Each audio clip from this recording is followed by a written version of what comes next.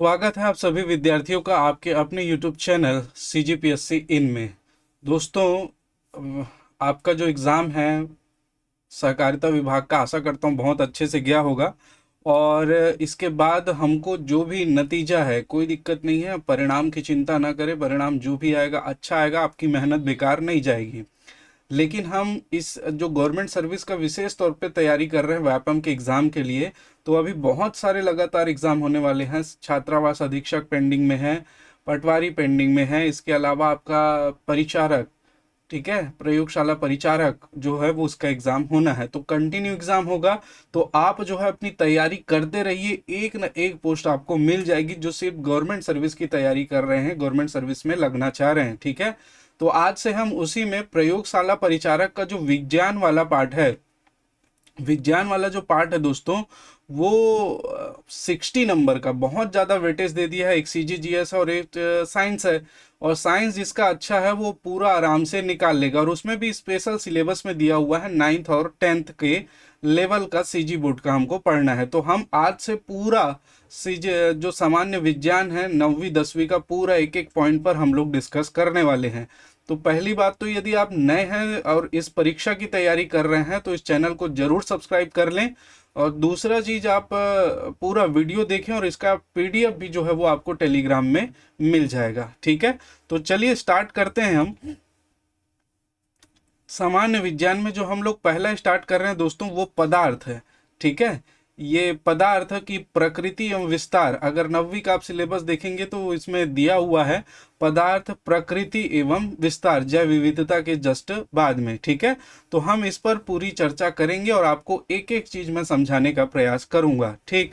चलिए, पदार्थ या मैटर वह वस्तु जिसका स्वयं का द्रव्यमान हो, द्रव्यमान को हम मास से इंगित करते हैं, द्रव्यमान होता है, और जो स्थान घेरती है उसे क्या कहते हैं, पदार्थ कहते हैं, ठीक है। तो वो वस्तु, कोई भी वस्तु हो जो जो जिसका द्रव्यमान होता है, वेट होता है, मास होता है, और जिसका जो स्थान घेरती है उसको हम पदार्थ कहते हैं। आपके 9th के अगर बुक में देखेंगे, तो आपके 9th के बुक में देखेंगे दोस्तों, तो ये एक डायग्राम भी दिया हुआ है आपको समझाने के लिए, और बहुत अच्छे से इसको समझाया गया है। आपने बचपन में एक खेल खेला होगा। ये पानी से भरा बीकर है, एक बर्तन है, उसमें उल्टा उल्टा जो है वो कांच का बीकर अंदर डाल दिया गया है। तो अंदर में जो है वो पानी नहीं भरा है, नहीं भरता है। आपने खेल खेला होगा तो आप जानते होंगे, ठीक है। वैसे तो अभी मोबाइल से खेल ज़्यादा होता है। तो यहाँ पर आप देखेंगे कि अंदर में जो है वो क्या भरी है, हवा भरी है। क्या भरी है, हवा। और ये हवा जो है वो स्थान घेर रही है। इसी को ही समझाने के लिए ये बताया गया है, ठीक है। हवा क्या कर रही है, स्थान घेर रही है। इसका मतलब हवा क्या है, पदार्थ है। क्या है दोस्तों, पदार्थ है। इस बात को ध्यान रखिएगा।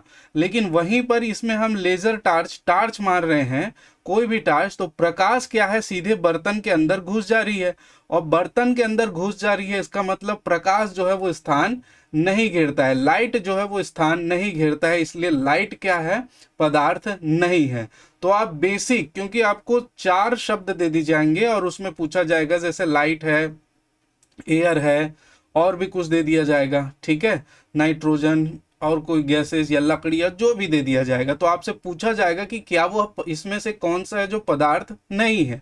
तो इसमें आप ध्यान रखिएगा, इसमें कौन सा पदार्थ होगा जिसका जो स्थान घेरता है और जिसका मास, द्रव्यमान होता है, ठीक है, वो क्या होगा, पदार्थ होगा। इसको अच्छे से आप ध्यान रखिएगा। हवा पदार्थ है, इस बात को ध्यान रखेंगे, एयर, वायु। चलिए आगे चलते हैं। आगे एक चीज याद रखिएगा दोस्तों, डेंसिटी। डेंसिटी जो है वो डिपेंड करती है, घनत्व। घनत्व का फॉर्मूला इसको याद रखिएगा, द्रव्यमान बटा होता है क्या, आयतन। डेंसिटी का फॉर्मूला क्या होता है, द्रव्यमान। द्रव्यमान मतलब मास, और आयतन घनत्व। डेंसिटी मतलब कितना सघन है, घना है, वो डिपेंड करता है उस पदार्थ के द्रव्यमान पर और उसके आयतन पर। अब ये कहाँ यूज होगा, तो ये आगे यूज होगा, इस बात को आप ध्यान रखिएगा, ठीक है। देखिए, पदार्थ का एक निश्चित द्रव्यमान होता है। जितना भी जो हम लोग डिस्कस कर रहे हैं पॉइंट टू पॉइंट है, आप बहुत ढंग से समझिएगा। पदार्थ का एक निश्चित द्रव्यमान होता है, हमने पढ़ा बिल्कुल। उसका एक आयतन होता है तथा उसका घनत्व होता है। पदार्थ का क्या होता है, एक निश्चित द्रव्यमान होता है, आयतन होता है तथा घनत्व होता है।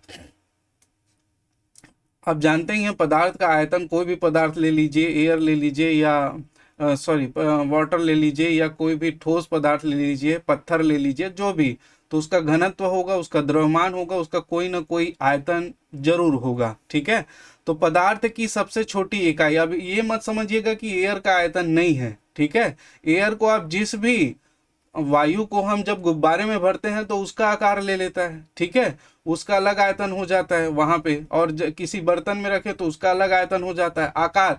हाँ, एयर का निश्चित नहीं होता है। ठीक है, वो निश्चित नहीं होता है उसका आकार या आयतन, हम जिस बर्तन में डालते हैं उसका आकार ले लेता है और उसी के अनुरूप वो आयतन भी ग्रहण कर लेता है, तो ये ध्यान रखिएगा। तो पदार्थ की सबसे छोटी इकाई क्या है? परमाणु है। पदार्थ के अवयवी कण गतिशील होते हैं। ठीक है, पदार्थ में जो कण पाए जाते हैं वो गतिशील होते हैं। ठीक है, पदार्थ छोटे छोटे कणों से मिलकर बना होता है, आपको ध्यान होगा, और ये कण जो है वो क्या होते हैं? गतिशील होते हैं। ठीक, अब गतिशील, अब पानी में देख लीजिए, जल में देख लीजिए, उसके अणु जो है वो क्या करते हैं? गति करते हैं, हवा में भी गति करते हैं। अब आपको लग रहा होगा कि सर ठोस में गति नहीं करते, तो ठोस को निश्चित ताप, निश्चित दाब दिया जाता है, ताप दिया जाता है, दाब दिया जाता है, तो उसके भी कण जो है वो गति करेंगे। ठीक है, तो आप उसके लिए निश्चिंत रहिए, एक विशिष्ट पोजीशन पर भले ना करें, और वो करते हैं तो आपको पता ना चले, लेकिन वो जो है वो विशिष्ट अगर ताप देंगे या दाब देंगे तो उसके अणु जो है वो गति करेंगे, इस बात को ध्यान रखिएगा। आगे देखेंगे जो मेल्टिंग पॉइंट होता है ना, गलनांक होता है, वो सारी चीजें उसी के अंतर्गत पड़ेंगे। जैसे लोहा है, लोहा को हम गला देंगे तो गलाएंगे तो क्या करता है? वो बहने लग जाता है। ठीक, तो इस प्रकार से आप चीजों को याद रखिएगा।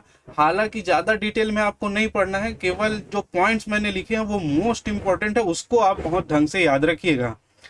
अव्ययी कण, अव्ययी कण जो है वो परमाणु, अणु और आयन, इसके अव्ययी कणों से मिलकर बना होता है। परमाणु, अणु और आयन से मिलकर जो है वो तत्वों का निर्माण होता है, पदार्थ का निर्माण होता है। ठीक है, पदार्थ के अवयवी कणों में अंतराण्विक बल पाया जाता है, ये मोस्ट इंपॉर्टेंट है।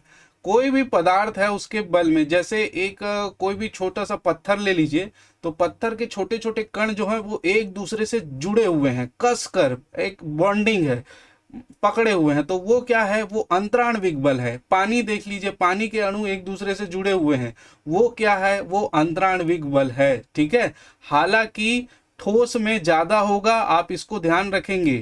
ठोस में क्या होगा? अंतराण्विक बल ज्यादा होगा, उसके बाद जल, वाटर, पानी तरल में, और उसके इसको द्रव लिख लीजिए, ठोस में होगा, फिर द्रव में होगा, और फिर गैस में होगा। गैस में सबसे कम होता है अंतराण्विक बल, इसीलिए वो स्वतंत्र विचरण करते हैं उसके अणु।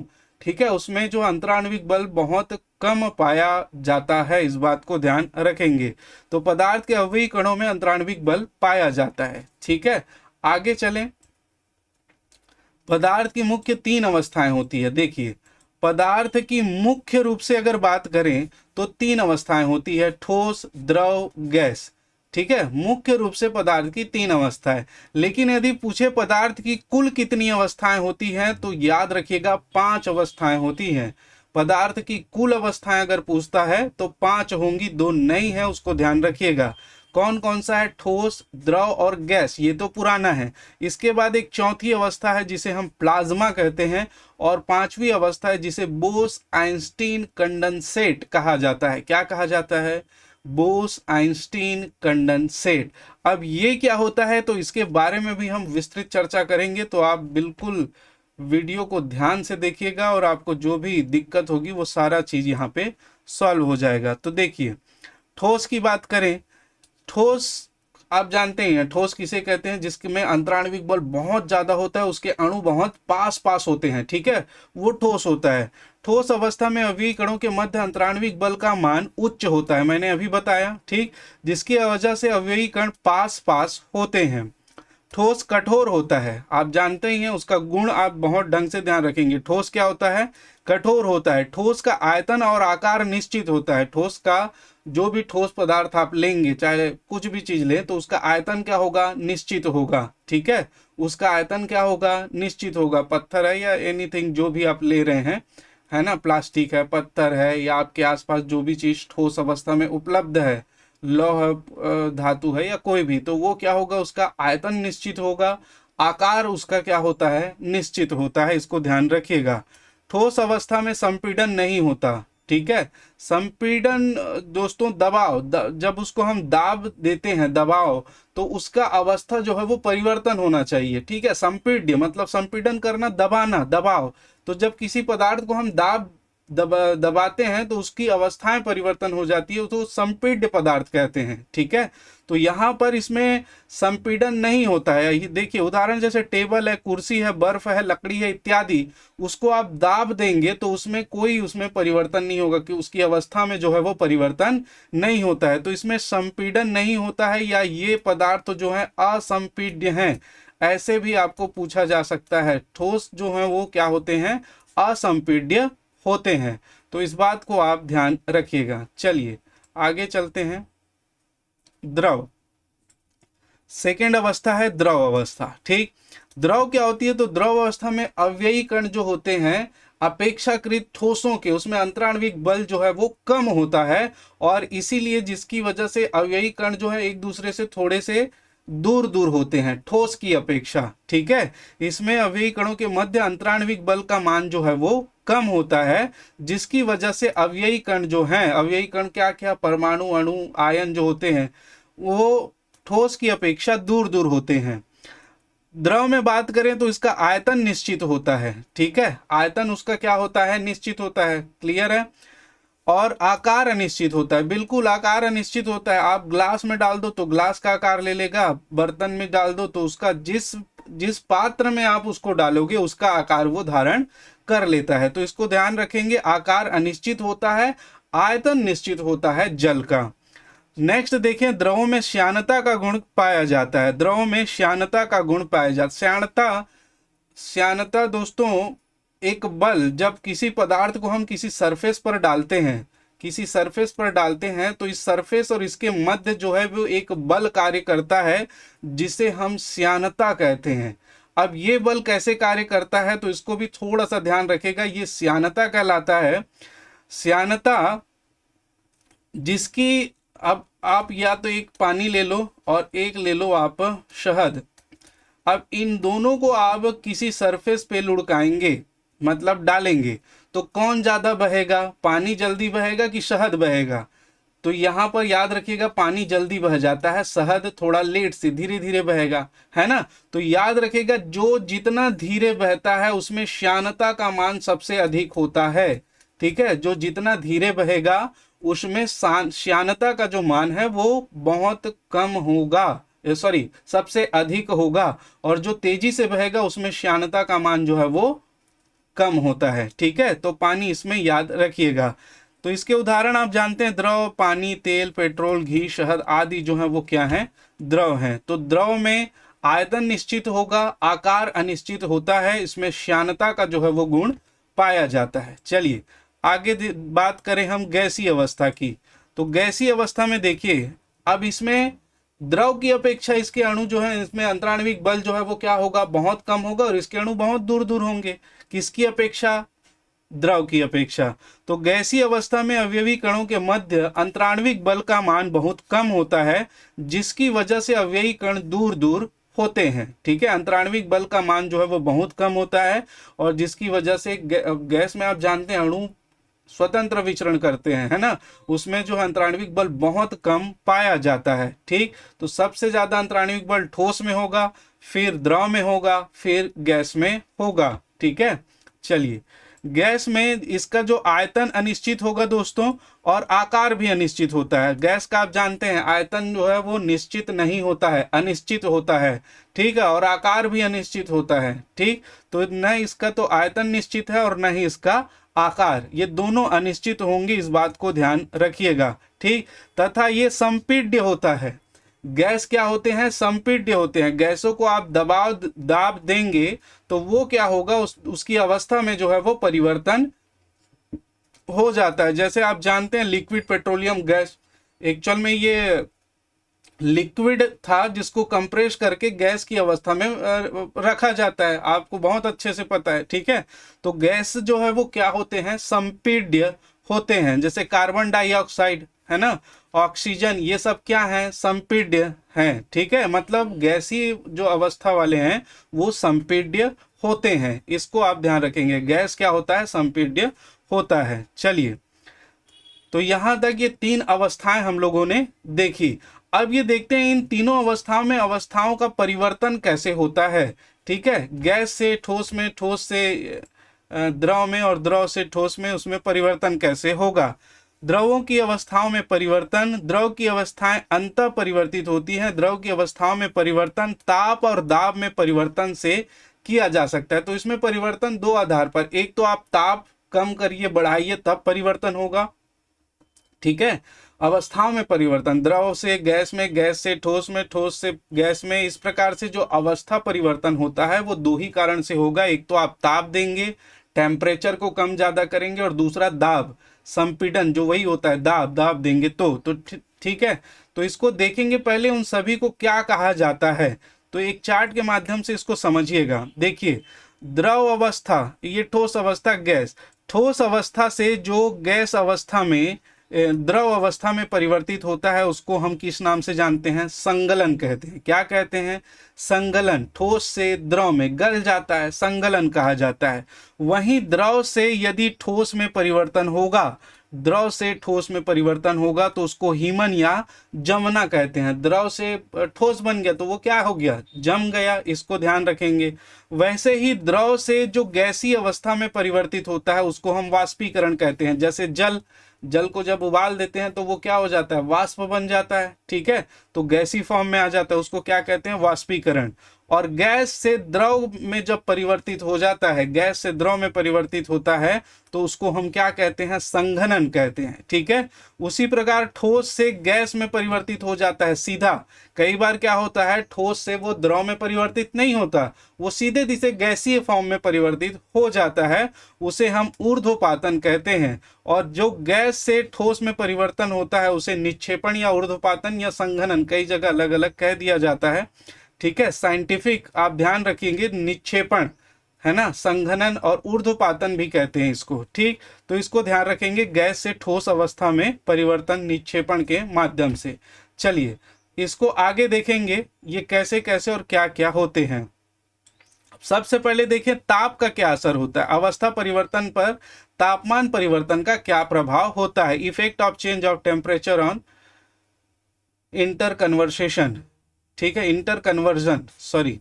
ठोस को गर्म करने पर उसके कणों की गतिज ऊर्जा बढ़ जाती है। आप जानते हैं ठोस को जब हम गर्म करते हैं तो उसके अवयवी कणों के मध्य जो है वो ऊर्जा, गतिज ऊर्जा, गति की ऊर्जा जो है वो बढ़ जाती है, गतिज ऊर्जा बढ़ जाती है। उसके कण इधर उधर जो है वो मूव करने लगते हैं, गति करने लगते हैं, जिसके कारण वे अधिक तेजी से कंपन करने लगते हैं।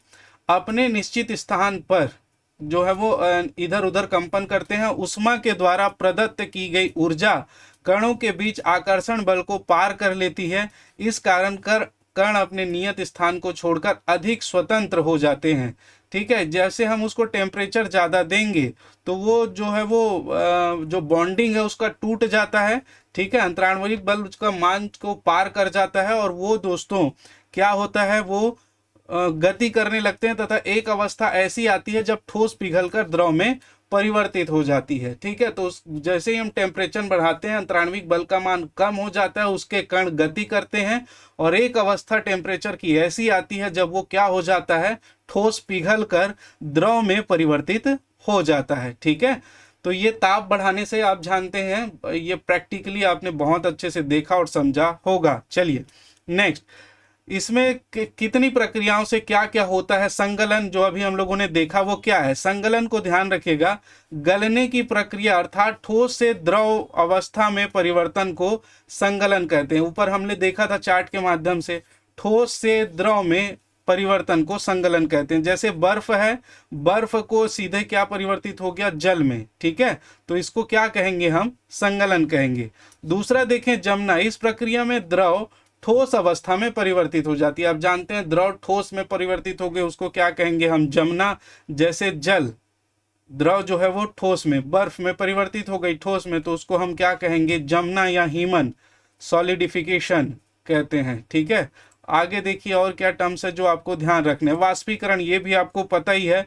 इस प्रक्रिया में द्रव को गर्म करने पर यह तीव्रता से गैस में परिवर्तित होता है। क्वथनांक से कम तापमान पर द्रव के वाष्प में परिवर्तन होने की इस प्रक्रिया को वाष्पीकरण कहते हैं। ठीक है, मतलब जब हम उसका टेम्परेचर बढ़ा देते हैं, ठीक है, क्वथनांक एक बॉइलिंग पॉइंट होता है, उससे जब टेम्परेचर को बढ़ाया जाता है दोस्तों, तो वो क्या हो जाती है, वो वाष्प में बदल जाती हैं। जल, जल क्या बन जाता है, गैस में परिवर्तित हो जाता है, और इसी प्रक्रिया को क्या कहते हैं, वाष्पीकरण कहते हैं। बात करें संघनन, कंडेंसेशन, इस प्रक्रिया में गैस द्रव अवस्था में परिवर्तित हो जाता है। देखिए संघनन में क्या होता है, गैस जो है वो सीधे द्रव में परिवर्तित हो जाता है। ठीक है, गैस द्रव में संघनन के माध्यम से, ठीक, ध्यान रखिएगा। चलिए, और एक प्रक्रिया ऊर्ध्वपातन।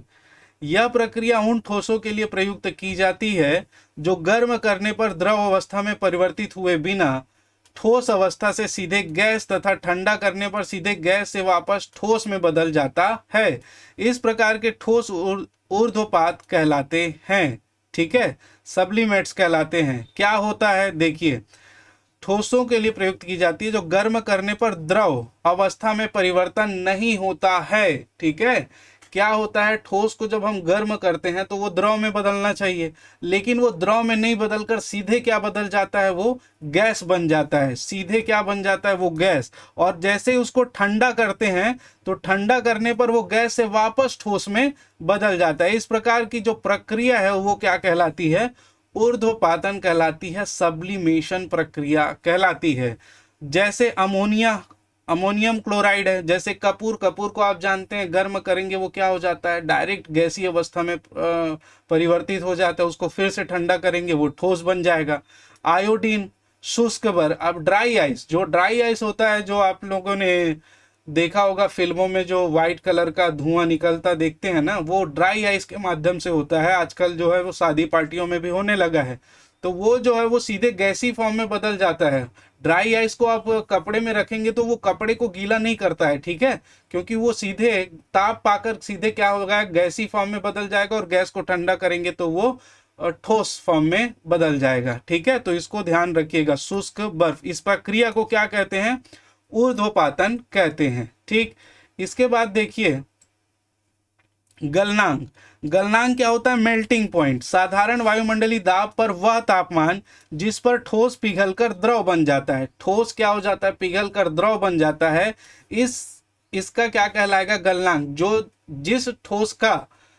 जिस टेम्परेचर पर वो गलेगा उसका क्या कहलाएगा, गलनांक कहलाएगा। किसी ठोस का गलनांक उसके कणों के बीच के आकर्षण बल के सामर्थ्य को दर्शाता है, अर्थात ठोस का गलनांक अधिक होने पर ठोस के कणों के मध्य आकर्षण बल भी अधिक होते हैं। साधारण वायुमंडलीय दाब पर बर्फ का गलनांक 0 डिग्री सेल्सियस होता है। इसका मतलब सिर्फ इतना है दोस्तों, जितना ज्यादा बाउंडेशन होगा, अंतराण्विक बल अधिक होगा, वहां पर उसको टेम्परेचर ज्यादा देना पड़ेगा, तभी वो मेल्ट हो पाएगा, है ना। और नहीं होगा तो फिर वो क्या होगा, कम तापमान में भी मेल्ट होगा तो वो क्या बन जाएगा, जिसका उसका गलनांक क्या होगा, कम होगा। तो अलग अलग पदार्थ का अलग अलग होगा। ठीक है, इस बात को ध्यान रखेंगे।